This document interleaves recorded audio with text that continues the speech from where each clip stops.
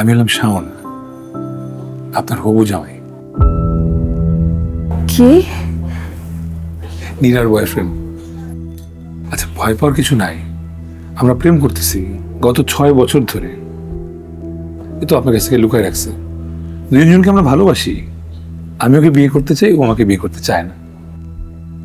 যতই আমাকে বিয়েতে রাজি করানোর জন্য চেষ্টা করি, ও ততই বাহানা বানায় বিয়ে না করার।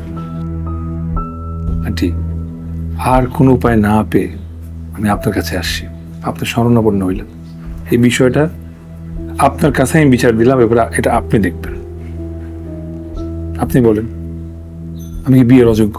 এই মুহূর্তে আপনার দেখে মনে হতে পারে যে আমি বিয়ের অযোগ্য, তা আসলে আমি না। এরকম আন্টি, আম্মা, আমার একটা লেক্সাস গাড়ি আছে, একটা বাড়ি আছে আম্মা, একটা ম্যান পাওয়ারের ব্যবসা আছে আম্মা। শুধু যেটা নাই সেটা হলো কি, আমার রাজপ্রাসাদে একটা বউ নাই। এটা মীরাকে করতে চাই। কথা দেন আপনি বিষয়টা দেখবেন।